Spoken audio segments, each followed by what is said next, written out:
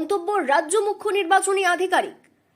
2026 সালের বিধানসভা নির্বাচনের ভোটদানের দিন যতই ঘনিয়ে আসছে ততই বাড়ছে প্রশাসনিক তৎপরতা। এবার ভোটের কাজ তবে রকিতে এই জেলায় এলেন রাজ্য মুখ্য নির্বাচন আধিকারিক সহ নির্বাচন কমিশনের একাধিক কর্তারা। এর পাশাপাশি 4 এপ্রিল শনিবার বিকেলে জেলায় আসেন এডিজি পশ্চিমাঞ্চল বিশাল গর্গ এবং ডিআইজি মেদিনীপুর রেঞ্জ অরিজিৎ সিনহা সহ একাধিক আধিকারিক। জেলার ভোটের কাজ তদারকিতে জেলা পুলিশ ও প্রশাসনিক কর্তাদের সঙ্গে বৈঠকে বসেন। প্রায় 3 ঘন্টা ধরে চলে রুদ্ধদ্বার বৈঠক থেকে বেরিয়ে বলেন অফিসে না মাঠে যাব। শনিবার এই বৈঠকে উপস্থিত ছিলেন এডিজি পশ্চিমাঞ্চল বিশাল গর্গ, ডিআইজি মেদিনীপুর রেঞ্জ অরিজিৎ সিনহা, জেলা শাসক নিরঞ্জন কুমার, জেলা পুলিশ সুপার অংশুমান সাহা সহ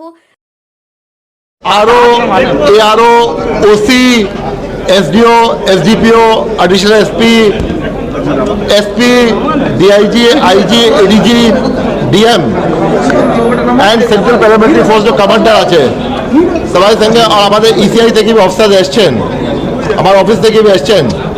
আমরা এখানে প্রত্যেক লোক সঙ্গে মিটিং করতে চেয়েছিলাম। জেলার সমস্ত মহকুমা শাসক, মহকুমা পুলিশ আধিকারিক, সিআই, ওসি, আইসি এবং আরও AROরা প্রায় 3 ঘন্টা ধরে চলা এই বৈঠকে জেলার সামগ্রিক নির্বাচন প্রস্তুতি, আইন শৃঙ্খলা পরিস্থিতি এবং ভোট গ্রহণের বিভিন্ন দিক নিয়ে বিস্তারিত আলোচনা হয়। এরপর দ্বিতীয় দফায় জেলায় 16টি বিধানসভা কেন্দ্রের অবজারভারদের নিয়ে আলাদা বৈঠক করেন মুখ্য নির্বাচনী আধিকারিক। পূর্ব মেদিনীপুর জেলায় প্রায় 40 লক্ষেরও বেশি ভোটার রয়েছে এবং প্রত্যেক ভোটার যাতে ভয়ভীতি ছাড়াই নির্বিঘ্নে ভোটাধিকার প্রয়োগ করতে পারেন তা নিশ্চিত করাই প্রশাসনের মূল লক্ষ্য। তিনি বলেন, কোনো ধরনের আতঙ্কের পরিবেশ থাকবে না, প্রত্যেকেই নিজের ইচ্ছে মতো ভোট দিতে পারবেন। এখানে ম্যাক্সিমাম ল অর্ডার হয়েছিল 2021 ইলেকশন পরে, 24 ইলেকশন পরে। ওখানে ডিএম সাহেব আমাকে যেখানে নিয়ে যাবেন আমরা যাব।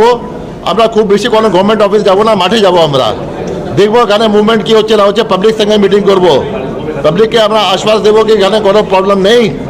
ভোটার তালিকা সংক্রান্ত বিষয়েও তিনি গুরুত্বপূর্ণ তথ্য তুলে ধরেন। তার কথায় প্রায় 60 লক্ষ বিচারাধীন আবেদনগুলির মধ্যে ইতিমধ্যেই প্রায় 55 লক্ষের নিষ্পত্তি হয়েছে। যেসব নাম ভোটার তালিকা থেকে বাদ পড়েছে তা সুপ্রিম কোর্টের নির্দেশ মেনেই করা হয়েছে। তিনি আরও জানান, যাদের নাম বাদ গিয়েছে তারা খুব শীঘ্রই পুনরায় আবেদন করার সুযোগ পাবেন এবং সেই প্রক্রিয়া 2-1 দিনের মধ্যেই শুরু হবে। এছাড়াও শেষ নির্বাচনগুলিতে যেসব এলাকায় অশান্তি বা সমস্যা তৈরি হয়েছিল সেগুলি নিয়েও পুলিশের সঙ্গে বিস্তারিত আলোচনা হয়েছে বলে জানান তিনি।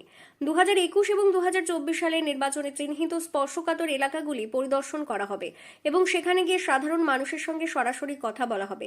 জেলার আইন শৃঙ্খলা পরিস্থিতি পর্যালোচনায় রবিবার সকালে জেলা শাসকের সঙ্গে ফের বৈঠকে বসবেন। জেলার বিভিন্ন থানার অন্তর্গত স্পর্শকাতর এলাকাগুলি চিহ্নিত করে পর্যায়ক্রমে পরিদর্শনে যাওয়ার পরিকল্পনা রয়েছে। সুষ্ঠু শান্তিপূর্ণ ভোট করার লক্ষ্যে শুধু সরকারি অফিসে না মাঠে যাবেন বলে জানান রাজ্য মুখ্য নির্বাচনী আধিকারিক। পূর্ব মেদিনীপুর জেলার তমলুক থেকে সৈকত শেয়ার রিপোর্ট, লোকাল 18 বাংলা।